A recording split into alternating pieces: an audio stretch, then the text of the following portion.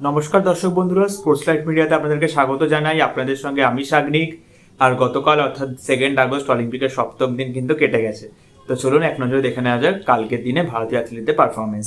প্রথমেই যে খবরটা আমরা পেয়েছিলাম সেটা হচ্ছে গলফ থেকে গগনজিৎ ভুল্লার আর শঙ্কর শর্মা দুজনেই কিন্তু সেরকম সুবিধার কোনো মেডেলের পদকে আশা দেখাতে পারছে না।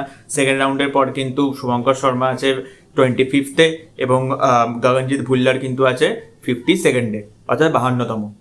দুজন থেকে কিন্তু পদকের আশা কোনো রকমভাবেই দেখা যাচ্ছে না।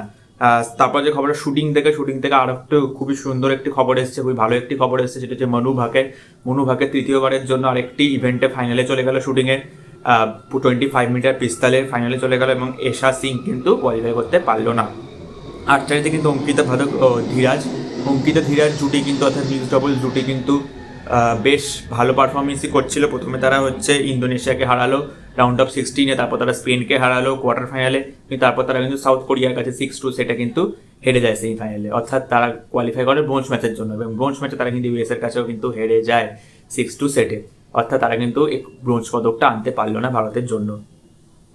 জুডোতে কিন্তু ওমেন 78 কেজিতে একজনই নেমেছিলেন, ছিল তুলিকা মান কিন্তু প্রথমেই কিন্তু অর্তালিয়াস কাছে হেরে গেছে 10 পয়েন্টে, কিউবার কাছে কিন্তু 10 পয়েন্টের মার্জিনে কিন্তু হেরে গেছে, অর্থাৎ 10-0 কিন্তু হেরে গিয়ে রাউন্ড অফ 32 থেকেই বাদ চলে গেছে। এবং রোয়িং কিন্তু বলরাজ পানোয়ার কিন্তু ফাইনালে কালকে হয়ে গেল, সে কিন্তু 5th ফিনিশ করলো। কিন্তু এখানে এই ফাইনালে যদি তিনি ফার্স্টও ফিনিশ করতেন তাহলে কিন্তু তিনি কোনো পদক কিন্তু আনতে পারতেন না, কারণ রোয়িংয়ের নিয়ম কিন্তু একদমই অন্য কথা বলে। সেই রোয়িংয়ের নিয়ম নিয়ে তো আর একদিন কোনোদিন ভিডিও বানানো যাবে। তারপর হচ্ছে সেলিংয়ে কিন্তু ওমেন্স রেস 3 and 4 কিন্তু হয়ে গেল, সেখানে কিন্তু নেথা কুমারান 11th ফিনিশ করলো এবং মেন্সে কিন্তু 3 and 4 এর পর কিন্তু বিষ্ণু সারাভাবন কিন্তু 11th ফিনিশ করলো, অর্থাৎ দুজনেই কিন্তু 11th ফিনিশ করেছে, অর্থাৎ দুজনেই কিন্তু কোনো রকম পদক আনতে পারলো না। তারপর হচ্ছে ব্যাডমিন্টনে মেন সিঙ্গেলসে লক্ষ্য সেন কিন্তু একটি রেকর্ড করে ফেলেছেন। রেকর্ড হচ্ছে এই প্রথম অলিম্পিকের মঞ্চে কোনো ইন্ডিয়ান মেন্স শাটলার যিনি সেমিফাইনালে কোয়ালিফাই করলেন।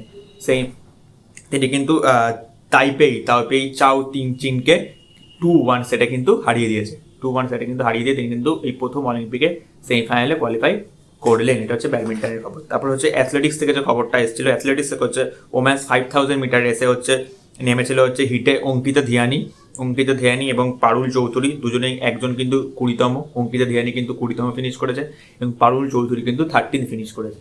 আপনারা তো অনেকেই জেনে থাকবেন যে হিট থেকে কিন্তু টপ 6 নেওয়া হয়, অর্থাৎ একজন 13 একজন 20, তো কোনো কেউই কিন্তু ফাইনালে কোয়ালিফাই করতে পারলো না। মেন শর্টপাট কোয়ালিফিকেশনে কিন্তু তুজিন্দর সিং পালের প্রতি কিন্তু একটা আশা ছিল যে তিনি ফাইনালে উঠবেন। তিনি কিন্তু অনেকেরই হার্ট ব্রেক করলেন এবং সেরকমভাবে খুবই ডিসঅ্যাপয়েন্টমেন্ট একটি তার দিন গেল কালকে। তিনি কিন্তু কালকে 15তম ফিনিশ করেছেন। টপ 6 কিন্তু কোয়ালিফাই করে ফাইনালের জন্য, তিনি 15তম ফিনিশ করেছেন এবং দুটো তার হয়নি এবং তিনি একটি থ্রো করতে পেরেছেন, যেটা হচ্ছে 18.05, তার বেশি কিন্তু 14 জন করেছে, অর্থাৎ তিনি কিন্তু ফাইনালে কোয়ালিফাই করতে পারলো না, মেডেলে আশা দিতে পারলো না। হকিতে কিন্তু ইন্ডিয়ান মেন্স হকি কিন্তু রেকর্ড করে দিয়েছে।